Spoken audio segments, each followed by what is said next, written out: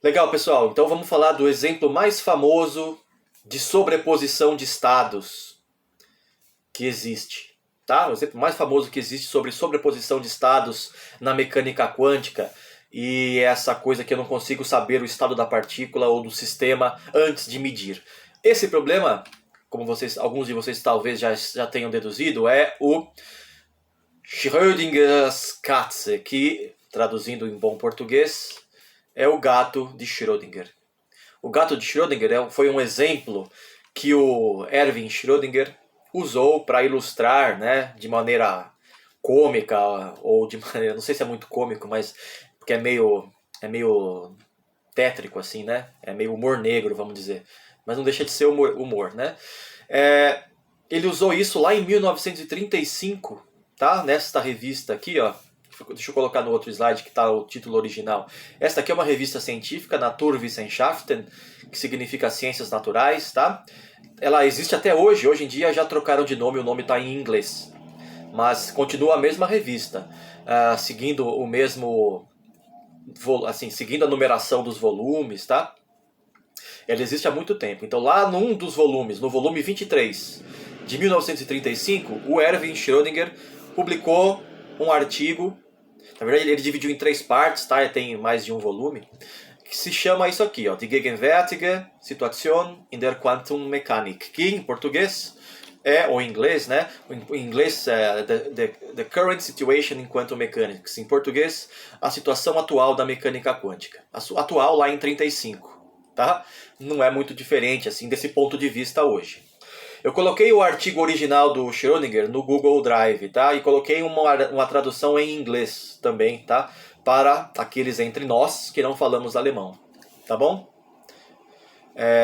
Mas eu traduzi a parte que importa. Essa aqui é a parte que importa do artigo do Schrödinger, tá? Quer dizer, o artigo é bem longo, tem lá umas 18, 19 páginas. A parte que importa para este tópico que eu estou falando aqui, né, é este capítulo aqui, ou este parágrafo, melhor dizendo, tá? Onde ele fala especificamente do exemplo do gato de Schrödinger. Então veja, eu vou ler aqui com vocês em português, né? Não vou ler em alemão, tá? Mas eu vou ler em português, tá bom, gente? Ó, ele fala o seguinte, ó. Pode-se também construir casos bastante cômicos, né? É o humor negro que eu falei antes, né? Um gato é trancado numa câmara de aço junto com o seguinte mecanismo diabólico, que deve ser protegido contra o acesso direto do gato. Tá? O mecanismo é isso aqui, ó. Você põe numa caixa um gato e um mecanismo diabólico, que o gato não tem acesso, o gato não consegue mexer com aquilo. Então, nesse mecanismo tem um contador Geiger com uma pequena quantidade de substância radioativa, em tão pouca quantidade que ao longo de uma hora talvez um único átomo decaia, mas com igual probabilidade pode ser que nenhum. Então veja, né? Em uma hora, depois de um intervalo de tempo de uma hora, existe 50% de probabilidades de decair um átomo. E portanto, né, tem 50% de não decair um átomo, né? E agora você tem o seguinte, se um átomo decai, então se acontecer de um átomo sofrer o decaimento radioativo, o contador Geiger que tem lá dentro responde, usa um relé, um ativador, né, para dar uma martelada que esmaga um frasco com ácido prússico. Ácido prússico é o cianureto de hidrogênio, é um veneno super poderoso, tá? Que vai matar o bicho se acontecer. Então vejam, né? Depois de uma hora, existe 50% de chances de decair um átomo, vai ativar o martelo, vai quebrar o vidrinho de ácido prússico, o ácido prússico, que é um gás, né? Vai ser emitido aqui e vai matar o gato. Então existe 50% de chances de depois de uma hora o gato estar morto. Existe também 50% de chances disso não acontecer. Então você abre a caixa, nenhuma partícula decaiu, não aconteceu nada, o gato está vivo. Tá? Então você vai deixar o sistema isolado durante uma hora e o gato estará ainda vivo se nenhum átomo decaiu, como eu falei, né? Um único decaimento atômico o teria matado por envenenamento. Tá? Então essa é a situação. E antes de abrir a caixa, Qual é o estado do gato? Né? Essa é a pergunta do Schrödinger e esse é o exemplo cômico, diabólico, de humor negro, né? que o Schrödinger usou para ilustrar a sobreposição de estados. O Schrödinger, neste artigo, ele não usa a função de onda, porque ainda não estava em voga esse termo. Tá? Ele usou o termo função psi, simplesmente. Não usou função de onda, ele usou função psi. Mas é a função de onda. Né?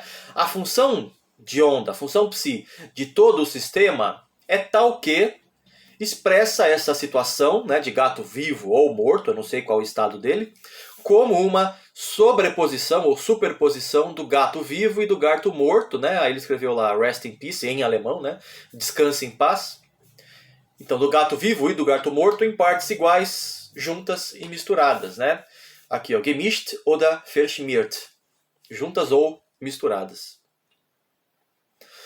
E aí vejam, ó, a função de onda, portanto, do seu gato é essa aqui, é uma sobreposição de dois estados possíveis, com igual probabilidade, né? Porque eu tenho 50% do gato estar vivo, então tenho uma função de onda do gato vivo, que é o quê? É o alto estado, tá?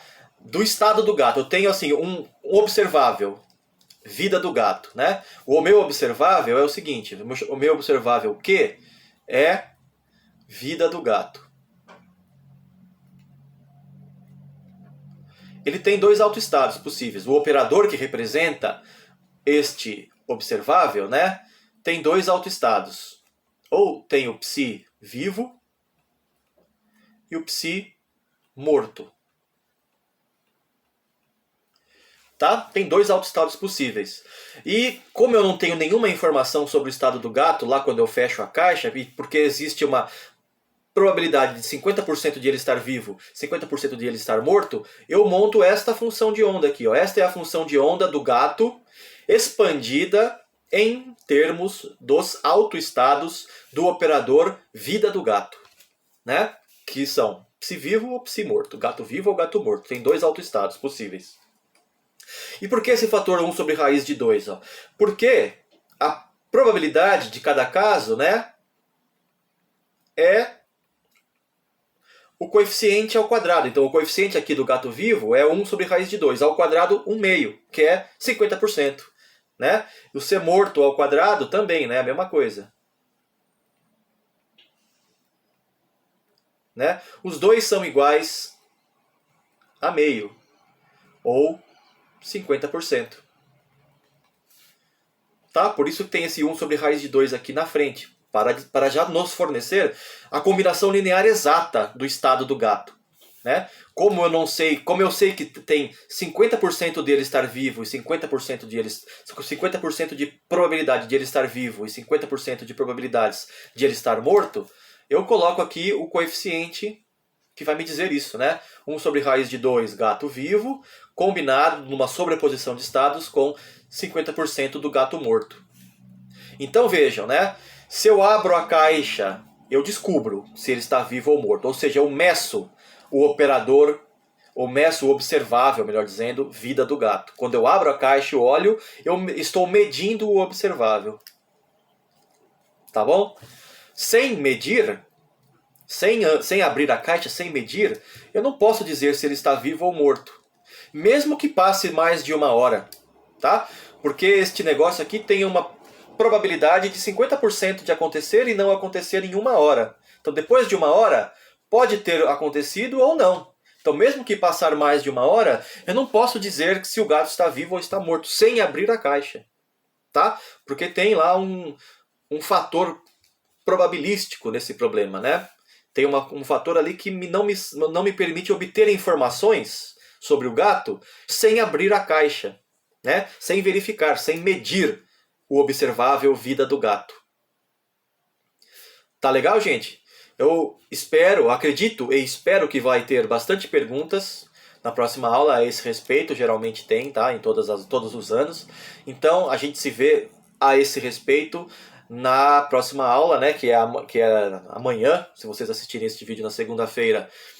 dia 31, se eu não me engano, 31 de junho, de maio, perdão. Então amanhã vai ser 1º de junho, a gente vai comentar sobre isso. Mas esse aqui não é o último vídeo, tá? Na sequência eu vou gravar mais um vídeo com um exercício para a gente praticar esses conceitos estatísticos, probabilísticos da mecânica quântica em relação à superposição de estados, tá? Então, e é muito importante, tá, gente? Então não percam aí, assistam o vídeo seguinte com bastante atenção, tá? Então até daqui a pouquinho, valeu!